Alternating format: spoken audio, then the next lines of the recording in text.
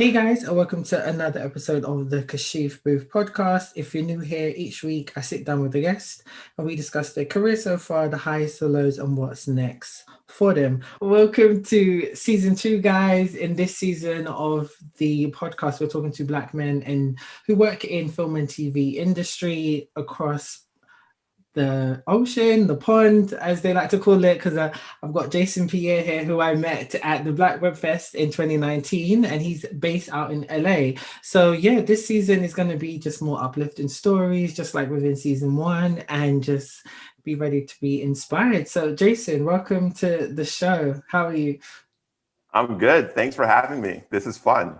Good, good. Thanks for coming on. Like, as I said, I really wanted to just give a voice to more Black men in TV and film who I'm really inspired by and really liked their work. And like I said, we met back all the way in 2019 at Black Web Fest, and your film, The Existential, I never can say it, see, I get tongue-tied. You say it for me. Existential Donut. There we go. I'm just going to call it Donut, okay? Oh, yeah, Yeah. yeah, that's great.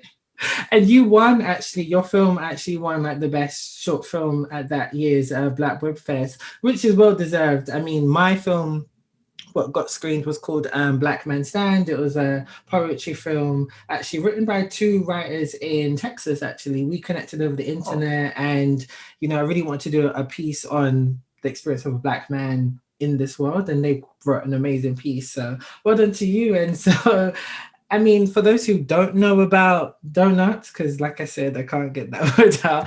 I mean, and it's a dark comedy drama, and I remember really resonating with it because it really talks about the missing hole in your life. And so, what was your inspiration behind that type of film? So, give like a full detailed breakdown so the listeners know what it means and what's it about. yeah. So Existential Donut is basically about a guy helping a donut find his hole. And like in that journey, he tries to figure out what's missing in himself. It initially started as a joke. I was like, oh, it'd be cool to make like a 3-minute joke video about a guy helping a donut find his hole. It like sounds like a stupid joke. And then I started writing it and kind of talking to friends about what it means and what does a hole mean? Is it the absence of something, or is it something that needs to be filled in? And the idea grew bigger than the joke, you know? And so I started writing it. And I think the first draft was like 20 some odd pages because I had like a lot to get out. And then, like in writing, you have to always figure out the wants and the needs of every character. And when you have like a talking donut, like I think everyone's default is to talk about what the human characters want, because the donut is like a raving lunatic character. But then you have to, like, as a writer, you have to say what's the donut's want and what's his need, because he is a character who talks. So like, what does he want? He can't just be a raving lunatic.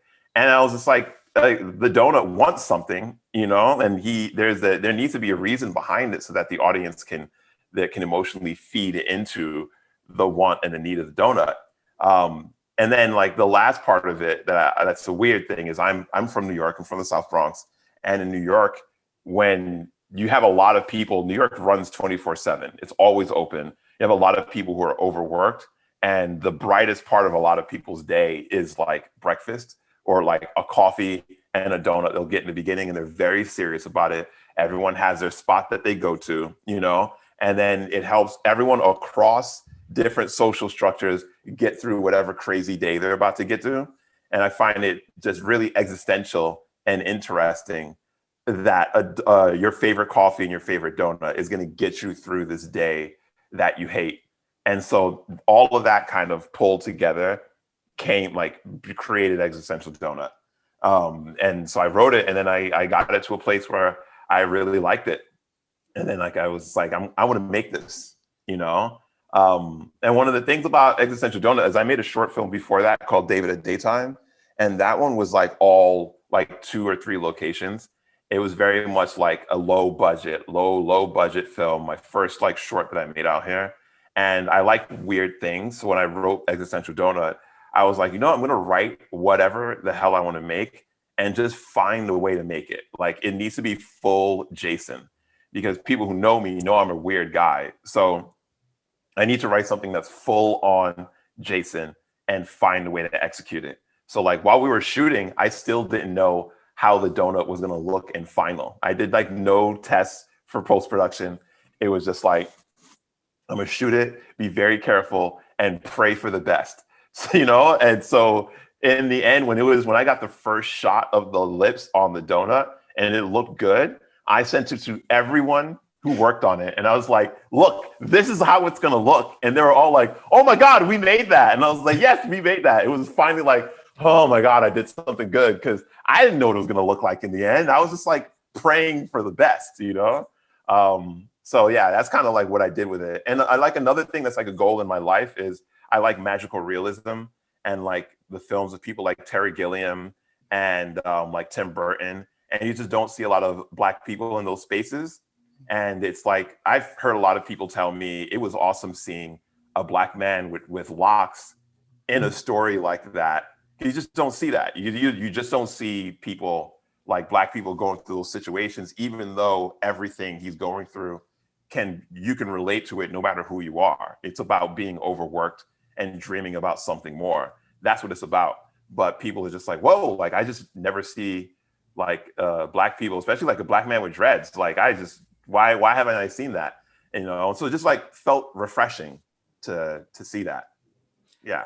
Yeah, you made some really good points, because I agree. I remember watching it and you definitely got the perfect balance between dark and comedy, because it was funny seeing this talking donut and like because I remember he's running around saying like, look, you've taken my hole, I need the missing piece to my hole. And it's just like, what is he talking about? And he's up and down LA trying to find where to get the what is it, meet the person who's like the baker who made him. It was just great. And so it kind of turns into that like buddy comedy kind of feel, until you get right to the end and you see that the lead actor who has dreads, that he's got that missing hole in his life. He's literally just like the donut. And that's what kind of brought back in that social realism about it. And it's very relatable, because we've all probably been in jobs like which we hate, and we're just like missing out on what we actually want to be doing, because that's what fills the hole within us. And I think that's really good. And you talking about, Tim Burton and stuff like that, he famously said that he doesn't see like people of color in his films, which is fine. But it's like you've got people like you, Jason, who are making that, because there's so many people who are like yourself, who like quirky, offbeat stuff, sci-fi and all that stuff. Black people aren't a monolith, but they always tend to put Black people in that monolith that we all want to be making the same type of stuff. And that's not everyone's journey. That's really good to hear, because I was going to ask you, like, how did you make the talking donut? Because it is really well done. Like, if the people haven't watched it, please Google this film, because honestly, like, it is really well done. It doesn't look cheesy, it doesn't look cheap, it looks really well done. So how can you talk us like through that process? Oh my God, this was a journey to get the donut to talk. I was like, maybe I should do a puppet, like a puppet. But here's the logistics of having a puppet is you have to hide the full-on body of the person puppeteering it, which is like a lot to think of. And like if you think of like Sesame Street and even that show Alf, it was like a show called Alf with that show, they actually had holes in all the floors to fit the puppeteer. And they said actors would have to walk around and not look down to the hole to memorize, to make it look natural, because they had to hide the whole person puppeteering it. And so I was just like, that's not going to look natural. I want the guy to pick up the donut and like go around. And then you can do maybe like a CG donut, full on CG donut, but that's expensive, because then not only do you have to like make it in 3D, then you have to animate it. And that's going to take a long time. So I met a visual effects guy who did it like all one man shop, and for super cheap. And he is like, put markers on the donut, and you can move the donut up and down and side to side in space, but you can't move it at an angle. You know what I mean? Mm-hmm. So he can do up like a cross or an X, you know what I mean? But you can't move it at an angle.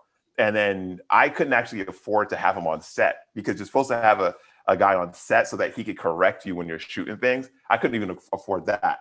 Wow. So on set, I'm just like, we put markers on it. we tried to leave it on places, you know, and have him, when he picked it up, he had to be very careful. Like, he moves it like this, he couldn't move it around. And I had the actor who played the voice of the donut off camera in different places saying the lines to the main character. And it was very important because he was saying funny things and the actor needed to react to them, you know? So then we shoot the whole film. I edit the whole film. And then I had to go and shoot a day of just the actor that played the donut. We had to paint green screen around his whole face except for his lips. And we had to match the angle that we had the prop donut with his face, and match the lighting, which we didn't get perfectly, of every scene that we were in, which you can't. It's a low budget film. We cannot do that. We don't have a studio. We were doing this in the sound designer's apartment in her living room. And so it's to match every angle and then re-record his lines. And then I had to edit that on the timeline on top of the film. And then we give that to the visual effects supervisor, and he's basically pasting his lips onto the donut and trying his hardest to like make it flow, you know? And it's like the only time, there's like two things that we messed up on it, is that when he's in the car, it's such a tight space that there's an echo. So when he's yelling, even when his lines stop, his sound is still reverberating off of it. So like when we're trying to cut sound together, you're like, man, why do I still hear him? And it's because he's in a place where his voice echoes. And there are moments like that. Like if you listen real hard, you can be like, oh my God, I heard his voice echo. And in the last scene, when they're in that big warehouse thing, oh, his voice was like bouncing off of every wall. So you're trying to cut out one piece, but you're chasing his voice on someplace else and things like that. So it was a challenge, but in the end, it like looked good. It did. But that sounds really good to hear, because I've always wanted to know the process of like, how can you go from green screen to like really putting it on your film and it looking really good, because I have not really specifically seen that. I mean, I've not dealt with a film like that to kind of on that level. And I mean, the budget would probably scare me. So that's probably why I stay far, far away from it. But yeah, because that brings me on to the next point, because I was going to ask you, how did you fund it? Like, how did you fund the film? And yeah, what was your budget? Because to pull it off, I mean, like I said, it's great. So like, how did you get to fund it? It was 10 grand, the whole thing, when it was all said and done. Yeah. A lot of the friends I met, like a lot of the friends worked for me because they're homies, you know, and they really believed in the project. So that's like, it could have been more, but like the DP, the AD, the sound, the on-set sound were all friends. And then the rest, everyone I had to pay. My wife was the caterer and location manager. And one of the locations, the cafe, I got for free. But that's because like I'm not a studio or anything. So sometimes like you just gotta call around. And it's impossible to get things free in LA because everyone is shooting, you know? So I had to call around for months before one place was like, sure, come in, just don't bother the customers. And the way I raised money for it was I saved money. I saved about half of it, and then I raised the other half on Indiegogo. The hope was I would save the whole thing, you know, raise 10K, but like I couldn't. So like the backup was, okay, I have money. Let me see how far I can get on Indiegogo. And so that's what I did for this film. That's good to hear. I mean, over here in London, it's the exact same thing. Favors, pulling favors, seeing what you can get for cheap or free, asking this friend who knows that friend, whose cousin's this, that. Like, yeah, you got to just network across and who will help you and do favors, and you know, people who would take like low rates or flat rates and be like, look, guys, this is all I can afford. Please just give me one. So yeah, so totally understand. Well, that's really good. That's really good. It paid off in the end. It really did. It did, you know. So let's take it all the way back to the beginning of your career. How did you get started as a writer director, like in this industry? Oh man, I'm going to take it far back to childhood with that question. So I was like born and raised in the South Bronx, and I initially wanted to be a comic book artist. Was my first goal, so I can draw. And I went to the High School of Art and Design to do cartooning, and then so then junior year, when you start your major, the cartooning teacher left for a year so that they had like a substitute teacher teaching the classes. And it just wasn't fun. It wasn't like what I wanted. But I saw people in the film department running around with cameras. And I mean, like, I think I'm a lot older than you. They had like the big camcorder ones with you put the full VHS in there to record on it. They Oh were running yeah, around yeah, with yeah, those. yeah. I mean, I was like, when I started, like that was literally just starting to phase out. So I did record on Uh-huh. tapes, but now I'm more of it. Okay. I'm majority of the time no SD cards, but that was like I was the last bit of those. Yeah. Yeah. So that was high school. They were running around with these big things. And I was like, that seems like a lot of fun, you know? So I was like, I'm gonna change my major to that just so I could run around recording people. So I changed my major and they actually got a new teacher, which was this 29-year-old cameraman. And he was a cameraman in the early 2000s and for music videos when music videos were popping, you know, like TRL was big, 106 Apart was big. Mhm. So he was a cameraman during then. And one of the assignments you had to do was keep a journal. And I'm not good at writing down my feelings. So I was just writing, like making up stories in it. And he read some of the stories and he goes, yo, you're a good writer. You should take this seriously. And, you know, like my goal of wanting to be a comic book artist, like cartooning is storytelling. And I was already always into films and TV and stuff like that. So I was just like, yeah, I want to be a writer. And I literally gave up drawing for like 13 years because now I was like, I want to be a writer. So then I went to Brooklyn College for creative writing. And because I was like, I love to read as well. I read a lot of books. And so I was like, well, I'm gonna be like write books, be a novelist. But all my friends were in the film department and I took a lot of film studies classes. So when I graduated, I was just like, I'm gonna like do film now. I'm gonna go back to being a screenwriter, you know? And I saved up a lot of money and moved to LA in 2009, which was the worst time to move because that was during the recession. Yeah. There was no jobs, there was no nothing. I did unpaid internships back when they were like unpaid because in LA there was like a lot of drama. Now they pay everyone. Back then it was unpaid. I burned through all my money and had to take a lot of temp jobs to make money now. And it really sucked, but I was like living check to check.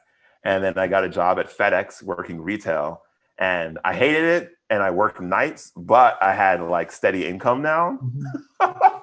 And so I was working, still writing, but no networking. You can't network because everything's at night. So I was just like 2.5 years of me not getting ahead at anything. And then I got a job at an ad agency as an admin, making adult money now, you know? And that was when I shot David at Daytime, my first short film. And then the head of HR there got taken by BuzzFeed. And she knew her and another person that left to go to work for BuzzFeed. They knew, like, Jason, we know you want to be a writer. You should come to BuzzFeed. They have like scripted shorts here. And I was just like, you know, I was like, that would be awesome. So I went to BuzzFeed as a production coordinator. And then lo and behold, like a year later, they got rid of the scripted department because scripted wasn't doing well on YouTube. So now I was doing like kind of like reality based stuff, you know, which I didn't want to do. And that's when I decided, like, I want to make another short. And that's when I made Existential Donut, which we just spoke about. And the great thing is that everyone at BuzzFeed, I would tell them I wanted to be a writer. And a lot of people, I had a lot of friends there. So a lot of them believed in me, but it didn't turn into any projects until I made Existential Donut. And I invited everyone I met in LA, everyone that worked at BuzzFeed, I invited them all to the screenings. And people were like, oh my God, Jason, you're a good writer. And I was like, I told you, I told you I was a good writer, And then they started having me write on stuff at BuzzFeed. So they had an animation team that was writing like little 1-minute shorts called The Good Advice Cupcake. And they're like, Jason, come on and write some. And I started writing some.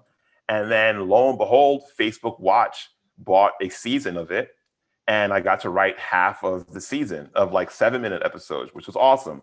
And then they did another series called The Era, which is about Black culture in the 90s. And I wrote the whole thing, and that got sold to Facebook Watch. And they had like other projects that were like bringing me on as a writer while I was doing my job as a production coordinator. And then one of the casting directors at BuzzFeed, her wife is a writer on the show In the Dark that I currently write on. and I gave Molly my script. And a few months later, like after I had the Good Advice Cupcake show came out and the Era show came out, and Existential Donut was getting in film festivals all over the place, even though they weren't big film festivals, they were still showing at film festivals. Is when her wife, Yael, read the script, and Molly was just like texted me, and she's like, "Yo, my wife is reading your script now, and she wants to bring you in for an interview to write on her show tomorrow." You know, and so I interviewed on a Wednesday morning for this show. And then by that afternoon, they said they wanted to interview her again. And they interviewed me on Friday. Friday at about like 1 p.m. at the CW. And I got home, and like by 3:30, I got the call from the production company saying, "We love you, and you start on Monday." Wow, that's so good. And so I was just like, oh my God, like my brain's exploding, you know, because from the moment I moved to LA to when I got on that show, it was 11 years of me hustling. And I've written 12 pilots, you know. My whole thing is, you know, there's a lot of these diversity competitions and these writing contests. And I would write 2 pilots a year, see which one was the best one that got the best notes, and then use that, and then keep on working on that one and submit to those competitions. I never won a single one of them, you know, but I was writing a lot and my work was progressively getting better, you know? So the sample that got me hired was the culmination of me constantly writing every year and getting better and better and better.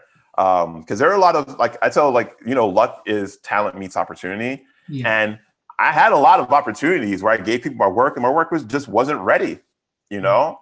And I'd be mad at the moment. I'm like, man, you know, but like I look back on the work that I give people back then and it wasn't good, you know? So finally, the good thing that I wrote got in the hands of someone who could hire me, you know? And so that brought me to the show that I write on now. So that's like my journey. Wow, that is an amazing journey. I feel like if anyone's not inspired by what you just said, then that's just crazy because that was really good. I mean, just to hear your journey especially from when I met you 2 years ago, to see what's happened in such a short amount of time, that is amazing. Congrats. Honestly, that's so good. But then that's the hustle and the bustle. Like you said earlier to me, like before we start recording, that I'm constantly working. Yeah, because I'm doing the same thing what you're trying to do, just trying to like get in the space, like literally trying to show, like, look, everyone, look, I can do so many different type of genres of stuff. Just hire me, commission my shows, and I can give you something great. So yeah, but it's harder out here it's hard in LA, but it's harder over here in the UK just to try and get our foot in the door. So we're pushing like that, but that's so good to hear. So, I mean, what is it like working on In the Dark? Because you said it's on the CW. Yeah, because I've heard of this show. I'm just literally, this is so bad. I'm literally Googling this, guys. Because it's in the first season or second? So the third is airing right now. And that was the one that I wrote on. Okay, yeah. So you've been currently writing on the third season now. So I know the third season is airing, and in September. So I wrote on the third season, and in September we start writing the fourth one. That's so good. So what's it been like working, you know, as a working writer on a hit TV show? You know, like, I mean, how's it been during COVID as well? Like, because I know it's been difficult for all of us. So what's it been like for you as well? It's been, you know, it's the dream come true. And I've never been inside of a writer's room before, you know, like, I mean, actually once, because a friend who was a writer invited me to his office. And I remember being like so excited to be there. But the office is just chairs and a whiteboard, but I'm still like hyped to be there, you know? Yeah. I'm just like, oh my God, like I'm in a writer's room. But we were only in the room for 3 weeks physically. And then lockdown happened.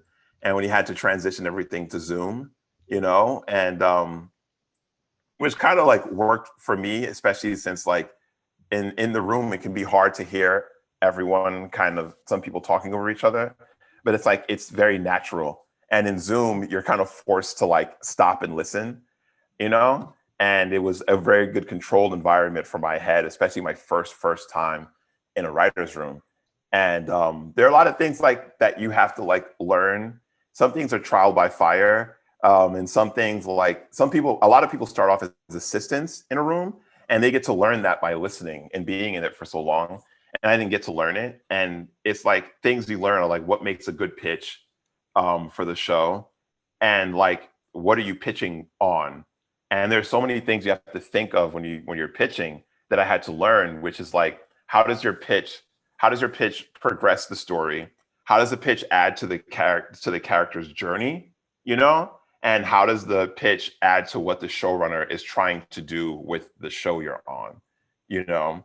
And it's like there's so many things in it. And there's other things, like there are senior writers in the room, and sometimes they're helping build this story. And your job as a lower level writer is to kind of build the bridges between the bigger pitches, you know? Mm-hmm. Like they want to do this big thing, and someone else wants to do this big thing. And sometimes your pitch is, oh, those two things can work if you do X, you know? And then everyone goes, oh, true. You know, you just helped the bigger pitch. And sometimes that's it. That's like a win, you know, because they're the people who are like building the bigger arcs in the story. And another thing that I learned is really good is like going home and doing research on my own and coming in with a stronger pitch, because it's like a crime show, you know? And sometimes it's like, there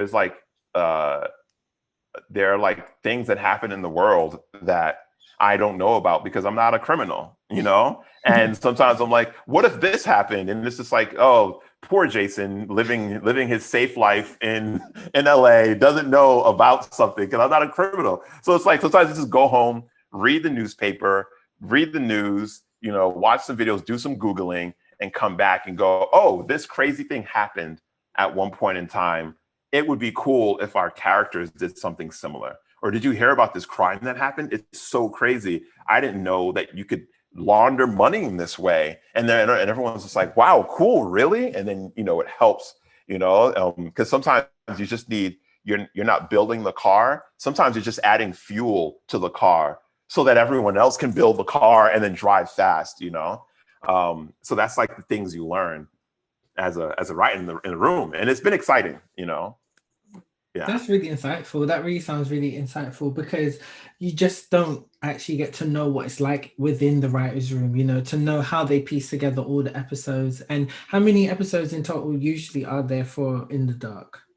Like 13. 13. So, you know, that's like what you said, 3 weeks of writer's rooms. That's every day, Monday to Friday, I'm assuming, or is it 7 days?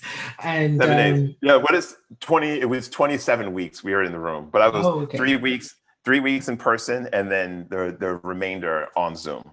Oh, yeah. Right. Okay. So yeah, that's 27 weeks, you know, of you fleshing out a 13 episode series, you know, and really coming up with the character arcs and, you know, who to bring in and who to die, for example, you know, really just like telling the story, which kind of keeps the audience coming back. I mean, that's so good to hear and really, really insightful, because, you know, sometimes you wonder, how did they come up with these ideas, and like, you know, and why did they go in that direction? And then there's always a point to the madness, what people don't understand. So that's really good to hear. I mean, yeah. So, I mean, what's next for you then? I mean, I know you're doing this, but do you have an agent now, or like what's kind of like going on? What you can share, you know, outside of this job now. I did a short actually right before I got staffed that is finished, but I'm like slowly submitting to festivals. It's called The Stew. And this one is a lot more reserved than Donut. It's about an older guy who's trying to cook his family's traditional stew for his son's wedding, but he like never paid attention to his mother while she was alive and doing it. So he's like feeling a lot of regret. So this is a lot more like of a calmer, more therapeutic look on family and food. And so I have that, and I'm submitting the festivals. And then I do have an agent and a manager, which is exciting. And trying to like pitch to do different projects, and writing my own original stuff as well to try to pitch and sell. And my next goal is to write a what would eventually be my first feature. And I know I'm not going to do like a big movie. You know, I want to get that first small indie feature done. Actually, like before I got staffed on the show, everyone who worked on Existential Donut loved the experience and loved how well it did. And they were all like, oh, we'd shoot a feature with you. So I was writing a feature back then to say, oh, like, I'm going to do a micro budget, super cheap feature now, and I actually gave up on submitting to all those like festivals and diversity competitions because I was just like, my film is doing well. I'm just going to concentrate on making that. So I've actually been writing things and trying to see which one is it, which one is that thing that I want to devote the next 2 years to executing. And obviously COVID hit, so there was no shooting happening for my friends and I.